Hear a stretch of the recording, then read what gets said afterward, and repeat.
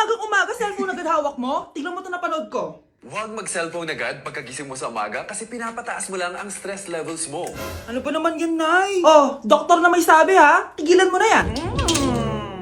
Maniniwala pala tayo sa doktor. Sige. Grabe, ang init. Paliligo na nga ako. Nay, may napanood ako, oh. Kung may nagsabi sa'yo na dapat kang maligo araw-araw, isang malaking kasinungalingan yan. Oh, sabi ng doktor, Nay, bawal daw maligo araw-araw. Ba't ka naliligo? Oh, sige, din ako maliligo. Kung akala mong healthy ang mga prutas, pakinggan mo tong sasabihin ko. Oh, Nay, nagsalita na yung doktor, ha? Huwag ka na kumagat dyan. Pati ba naman prutas? Ay, magmamatcha na lang ako. Kung akala mong healthy ang mga matcha, pakinggan mo tong sasabihin ko. Hala, sabi ng doktor, hindi daw healthy yung matcha, Nay. Huwag mo na inumin yan, ha? Pati matcha bawal. Sinisira mo ang utak mo sa paggamit ng mga betchin.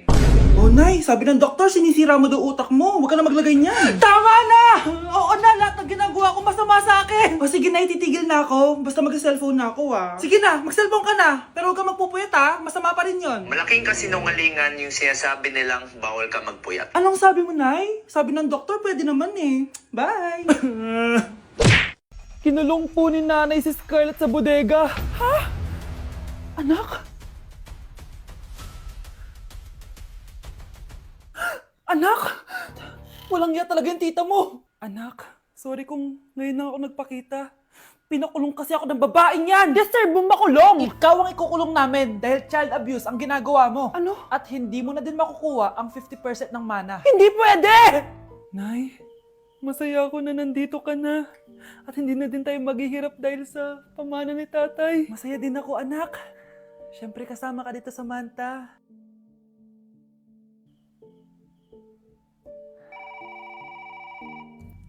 Ano ba? Bakit tawag ka ng tawag, ha? Oo, wala silang kaalam-alam. Sige na, baka mahuli pa tayo. Sa wakas, sa atin na ang mana. Maghahati tayo dito. Palayasin mo na yung mga batang yun, ha? Ako bahala. Ang galing talaga natin magpanggap date. Mga anak, aalis na tayo dito sa bahay. Lilipat tayo sa mas malaking bahay. O eto, mga gamit nyo, inimpake ko na. Talaga, Nay? Scarlett, huwag kang maniwala dyan.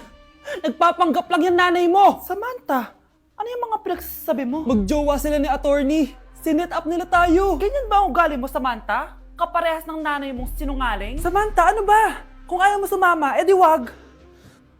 Sige! Kung totoong anak mo talaga si Scarlett, saan at kailan mo siya ipinanganak? Ang dali naman yan. Eh di sa Manila.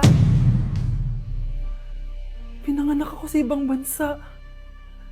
Hindi ikaw ang nanay ko. Ay, oo nga pala, sa ibang bansa pala. Sorry, nakalimutan ko. Ang dami namang drama. Total, nasa amin na ang mana. Umalis na kayong dalawa. Kung ayaw niyong pati kayo, ipakulong ko. Kung meron mang makukulong, kayong dalawa yon. Salamat sa pagtawag, Samantha. Inaaresto kita, attorney, sa kasong panloloko. Palpak ka talaga! Naisahan niyo ako ngayon, ha? Hindi pa ako tapos sa inyo. Talagang sinira mo yung sarili mo, attorney, para sa pera. At ang dami mo na palang naloko. Samantha, huwag na tayong maghiwalay, please. Oo, Scarlett. Dito lang ako palagi sa tabi mo. Kayong dalawa, mag-ingat kayo palagi, ha? Gamitin niyo na maayos sa pamana ng tatay niyo. Salamat po. Ang isang 50% po ay mapupunta sa isa niyang anak. Ano? Baka yan yung isa naming anak na nawala? Oo, sa amin na lang yan. Ako! Ako ang isa pang anak ni Ramon. Oh, akala ko bang nawawala yung isang anak ni Ramon? Attorney naman, huwag ka maniwala dyan. May sakit kasi sa utak yan. Wala akong sakit, attorney. Maniwala ka, please. Kailangan ko pa ng sapat na ebidensya para maniwala ako sa'yo. Sige na, babalik na lang ako. Ito na ba yung bagong bahay ng anak ko? Ikaw, babae ka? Sinubukan mo pang agawin sa amin ang kayamanan ng tatay mo? Ang sama nyo, tita! Gusto nyo kunin lahat! Well, hindi naman maniniwala sa'yo si attorney dahil wala kang ebidensya. Tao po, attorney po ito. Nandiyan si attorney. Halika dito. Ayan. Ikukulong muna kita dito sa bodega hanggat hindi ko pa nakukuha ang mga kayamanan. Yes, attorney. Hawak ko na ang 100% ng kayamanan ni Ramon. Nandito na ang titulo, papeles at cheque ng mga kayamanan niya. Ay! Salamat, attorney, ha? Scarlett, Hindi ko na alam kung ano nangyayari sa nanay ko. Pero huwag ka mag-alala. Ako bahala sa'yo. Kailangan na matigil tong pinagagawa ni nanay. Tao po. Sino ka? Ako po yung nanay ni Scarlett, yung anak din ni Ramon. Totoo ba to? Pinagsasabi mong babae ka? Kami lang ang pamilya ni Ramon. Attorney, huwag ka magpaniwala dyan. Peke yan. Hindi to peke. Pwede mo ipacheck to sa attorney. Kaya ilabas mo na siya. Kinulong po ni nanay si Scarlett sa bodega. Ha? Anak?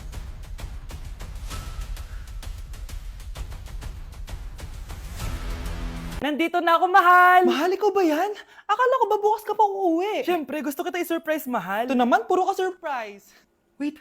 Si tatay ba yun? Tara ate, silipin natin. Ang dami na nagbago sa bahay natin, mahal. Si tatay nga! Yay! Nandito na si tatay! Mga anak, namiss ko kayo! Namiss ka din namin, tay. Huwag ka nang babalik sa abroad, ah. Hindi ko na kayo iiwan, mga anak. Yes! Di na babalik si tatay sa abroad! Oh, ito. May regalo pala ako sa'yo, Scarlett. Wow! Ano kaya laman neto? Eto naman, gumastos ka pa. Hayaan mo na, mahal. Ngayon lang ako nakabawi sa mga anak ko.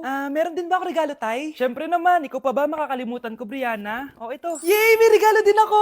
Oh, matulog na kayo, ah. Kami naman ang tatay mo yung magbabanding. Sige po, nay. Matutulog na kami. Bubuksan ko na to. Tara na, mahal. May pasalubong din ako sa'yo sa kwarto. Tara na, mahal. A few moments later. Anong oras na? Bakit tumatawag si tatay? Hello, tay? Scarlett, umalis na kayo sa bahay na yan. Isama mo kapatid mo pati nanay mo. Bakit po? Nasaan kayo? Yung lalaking umuwi dyan kagabi, hindi ako yun anak. Umalis na kayo dyan ngayon na. Nay! Nakikiramay po ako sa pagkawala ng asawa niyo. Masakit para sa amin ang pagkawala niya. Kailan pala namin makukuha yung mga ipapamana niya sa amin? Ipaprocess pa po namin yun, ma'am. I-update na lang po namin kayo. Sige po, attorney. Sakit ng pagkawala niya. Nay, tignan mo, may medal ako. Ano namang paki ko dyan? Di ka ba proud sa akin? Hindi. At wala akong paki sa'yo. Iniwan ka na ng tatay mo, di ba?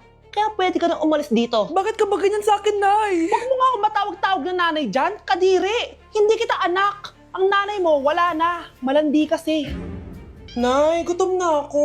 Ay, gutom na baby ko. Wait lang, mag-order ako ng steak for you, ha? Yay! Steak, my favorite! Ampun lang pala ako. Nasaan na yung totoo ko, nanay?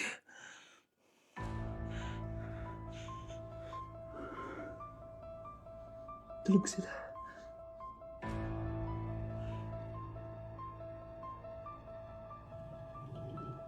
Nasaan na yun? Ito ba si nanay? Sino ba ito tumatawag na to? Muntik na yun. Attorney? Hello ma'am, may update na po sa ipapamana ng namatay niyo pong asawa. Sige. Punta ka dito sa bahay. Sa wakas, ito na yung araw na pinakahihintay ko. Hoy, ikaw! Pag dumating dito si attorney, magtago ka. Hindi niya pwedeng malaman na may isa pang anak ang asawa ko. Sige po. Ma'am, nakuha na po namin yung last will and testament ng asawa niyo. Ang nakasulat po dito ay, ang 50% ng kayamanan niya ay mapupunta po sa inyo. Mali ata yan, attorney. Dapat 100% ang mapupuntang kayamanan niya sa amin. Kami lang ang pamilya niya eh. Bali ma'am, ang nakasulat po kasi dito ay ang isang 50% po ay mapupunta sa isa niyang anak. Ano? Baka yan yung isa naming anak na nawala. Oo, sa amin na lang yan. Ako ang isa pang anak ni Ramon. Anak, kunin mo yung cellphone ko sa kwarto. May tumatawag ata. Sige po, Nay. Sabi cellphone ni nanay. Anak, bilisan mo naman. Ay, salamat naman, nakatae din. Scarlett, ba't nandyan ka? Di ba pinukuha ko sa cellphone ko? Pinagsasabi mo, Nay. Kanina pa ako dito sa loob. Nay, ito na po cellphone niyo. Sino yan, Nay? Bakit kamukha ko? Teka lang, bakit dalawa kayong Scarlett? Nananaginip pa ako? Nay, ako yung totoong Scarlett. Ha? Sinungaling! Ako to, Nay! Ang totoong Scarlett! Sandali nga! Hindi na ako tutuwa sa inyong dalawa, ha? Isa lang ang solusyon dito. Magtatanong ako at kung sino makasagot ng tama, siya ang totoong Scarlett. Unang tanong, saan ako may balat? Balat? Nay! Sa puwet! Nay! Sa kifi. Tama! Kifi. Ha? Totoo ba, Nay? O, diba, alam ko. Susunod na tanong. Ano ang timbang ko? Mukha kang 100 kilos, Nay. 75 kilos? Tama! 75 kilos! Yes! Huling tanong. Ano ang birthday ko? Birthday? Mahina pa naman ako sa ganyan. April 14, 1977? April 15, 1977. Tama! Ikaw nga ang totoong Scarlett! At ikaw, dahil talo ka, lumayas ka na dito, impostor! Ay! Sino ba kasing Scarlett na yun? Bakit kamukha ko siya? Anak, kilalang kilala mo talaga ako, no? Siyempre naman, Nay. Anak mo ko eh. Worth it lahat ng pagpaparetoke ko dahil sinira mo ang mukha ko noon. Ngayong napaniwala na kita, gaganti na ako sa'yo. Wow! Anak, di ako makapaniwalang may pinapatayo na tayong bahay. Nay, deserve natin to. Ang tagal niyo din to pinaghirapan. Ma'am, saan ko po ilalagay itong mga semento? Doon na lang sa gilid, kuya. Sige po, ma'am. Excited na ako matapos tong bahay natin, anak. Saan dito? Hoy, huwag ka pupunta dyan! Grabe nangyari sa kanya. Naman siya. Ba't ang daming tao? Engineer, anong meron? Ma'am, yung isa sa mga trabahador namin, nakuryente tapos natabunan ng semento. Ayun, namatay. Ha? Paano nangyari yun? May nag-utos ata sa kanya na ilagay yung semento sa gilid. Madami live wire dun eh. Ay. Ang problema, ma'am, kung tatanggalin pa namin yung katawan niya sa ilalim ng semento, baka hindi agad matapos tong bahay niyo. Hindi pwedeng hindi matapos agad tong bahay na to. Di bale, babayaran ko na lang yung pamilya nung namatay. Nay, sigurado ka ba? Sige po, ma'am. Sige na, ituloy niyo na yan. Congrats po, ma'am. Natapos din yung bahay niyo. Ang ganda, di ba? Wow, ang ganda. Maraming salamat, engineer. Una na po ako, ma'am. Anak, tara pasok na tayo. Wow, ang ganda ng loob. Nay, hindi talaga ako mapakali na may bangkay dito sa ilalim ng bahay natin. Huwag kang okay, anak. Kasalanan niya naman kung bakit siya namatay eh. Ay, matutulog na lang ako sa bago kong bahay. Wow, ang ganda ng kwarto ko. Ano yun? Kasalanan mo kung bakit ako namatay.